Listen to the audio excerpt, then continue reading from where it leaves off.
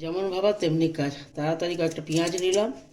আমরা কী করি আজকে বিকেলে, চল তো একটু মুড়ি মাখা করে খাবো। ওই যে চট করে পেঁয়াজ নিয়ে নিলাম আর ফট করে কেটে নিলাম। পেঁয়াজ কেটে একটুখানি পকোড়ি বানিয়ে ভাবছি মুড়ি খেয়ে নেবো। যে পেঁয়াজটা আমি কেটে নিলাম। এত ঠান্ডা পড়েছে, সর্দিতে এইসব খেতেই ভালো লাগবে, যার জন্য আমি বললাম দেখতে একটুখানি একটু বানাই। ফটাফট পেঁয়াজ কেটে নিলাম।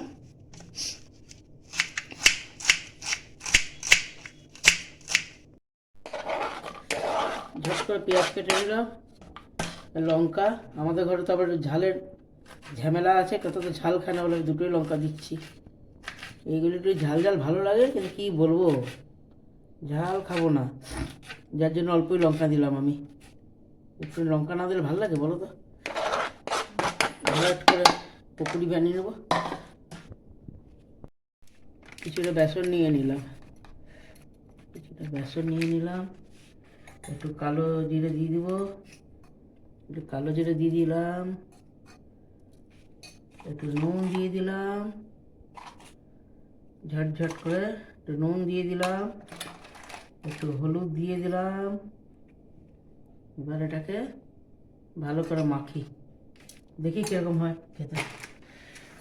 এটা ভালো করে মেখে নিই বাবা।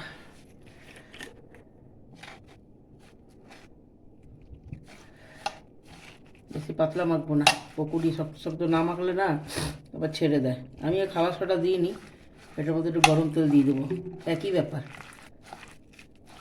জাস্ট পকুড়ির মতন একটুখানি মেখে নিলাম।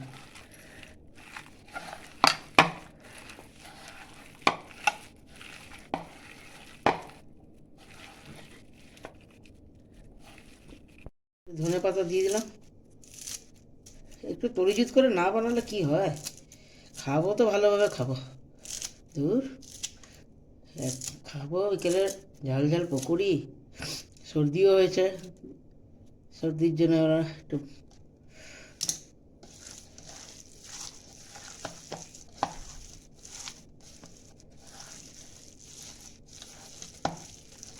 ব্যাস আমার হয়ে গেল। এবার তেলের দিকে যাই। খাওয়া সোডা দেবো না, গরম তেল দিচ্ছি বাবা। এদিকে তেলটা গরম বসিয়ে দিয়েছিলাম, আমার আর তস হয়েছে না, কতক্ষণে বানাবো আর খাবো। 1 চামচ তেল দিয়ে দিলাম। এবার আমি ফটফট করে ছাড়বো। তেল গরমও হয়ে গেছে, এবার দোকানদারের মতন পুটপুট পুটপুট করে ছেড়ে দেবো। 1 2 3। অত কি আমরা কারিগর, যা পারি ঘরে ফটফট করে বানাই। এ পকোড়ি হবে না কী হবে জানি না, ছেড়ে তো দিলাম। হোক, মুড়ি খাওয়া নিয়ে কথা, যা পকোড়ি হচ্ছে হোক। হা হা হা হা, কী ভালো লাগছে দেখতে, খেতে কীরকম হবে কে জানে, দারুণ লাগছে। তেলের মধ্যে গরম গরম পকোড়ি ভাজা,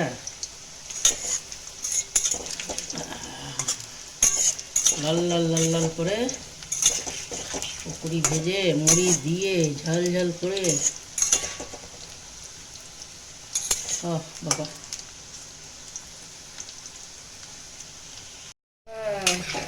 পকোড়ি বাবা হলে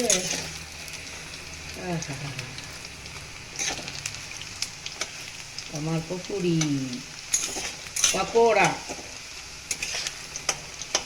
লাল লাল পাকোড়া, খেতে তো দারুণই লাগবে মনে হচ্ছে।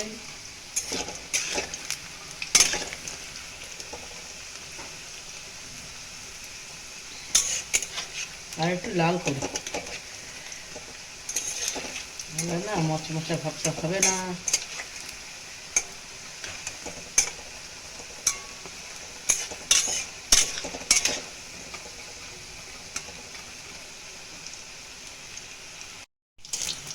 তো গিয়া মেরা পকোড়া ওরিয়া, এটা খেয়ে দেখতো বাবু কিরকম হয়েছে।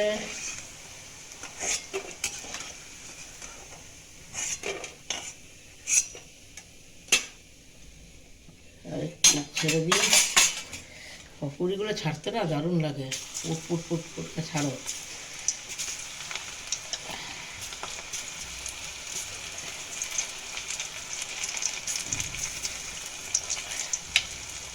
অত শেপ দেওয়ার দরকার নেই, পকোড়ি যেরকম ছিল সেরকম ছাড়ো, অমনি ভেজে বেরিয়ে আসবে। দেখি তো কিরকম লাগছে, দেখে কি দারুণ, খেতে দারুণ লাগছে। দেখ তো খেয়ে। ও রিয়া, বলো কেমন হয়েছে খেতে? এই কিরকম রে বাবা, তোকে একটু খাওয়ালাম, একটু নামও করছিস না আমার, একটু তো কর।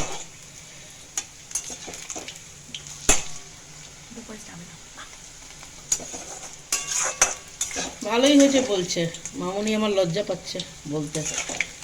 ঠিক আছে, ভালো হলেই গেলো। এবার মুড়িটা খাওয়ার পর মাখবো, তারপর তো খালি তার পকোড়ি খাবো না আমি।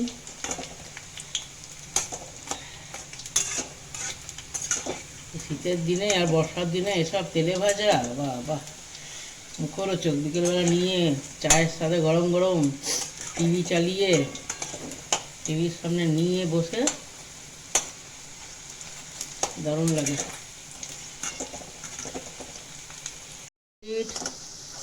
এবার আমি যাব মুড়ির দিকে। এমনিতে আমি মুড়ি পছন্দ করি না, একটু তরিজিৎ করে করলে তাহলে একটু ভালো লাগে। তার মধ্যে এত সর্দি ঠান্ডা লেগে গেছে না, তরিজিৎ করে খেলে পরে তাও একটু খাই, না হলে অত ভালো লাগে না মুড়ি। আমার কমপ্লিট। এবার যাবো আমি অল্প একটু বাদাম ভাজা করে নিচ্ছি, খাবো তো তরিজিৎ করে খাবো।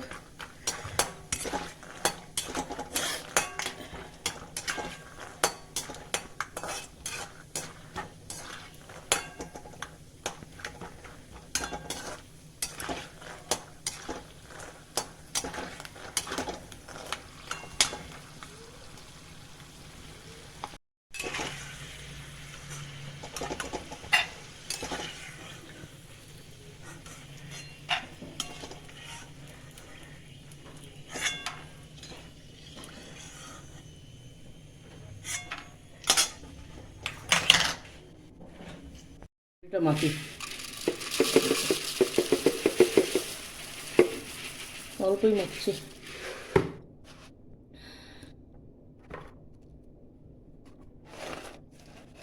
পকোড়িগুলো দিয়ে দিলাম,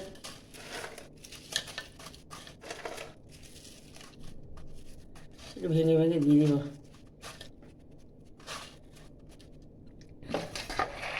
একটু ছোলা সেদ্ধ, ছোলা সেদ্ধ কড়াই থাকে ঘরে, ছোলা সেদ্ধ, বাদাম ভাজা, মিক্সচার,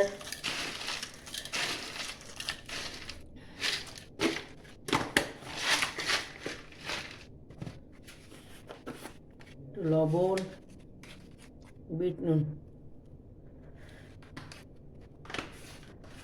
একটু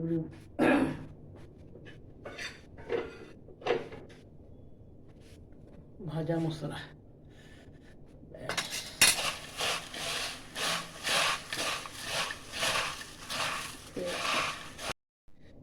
সর্ষের তেল,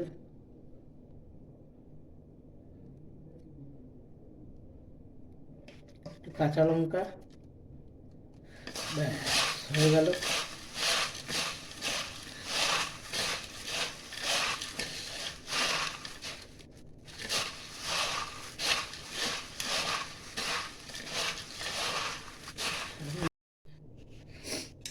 একটু পেঁয়াজ কুচানো, এবার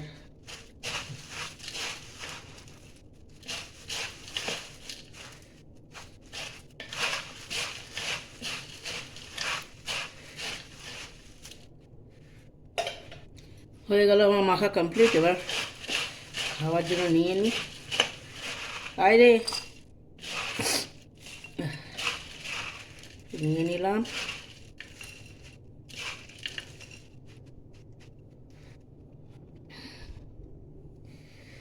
আমার মুড়ি মাখা কমপ্লিট। আপনাদের কেমন লাগলো ভিডিওটা দেখে কমেন্ট করবেন। Thank you.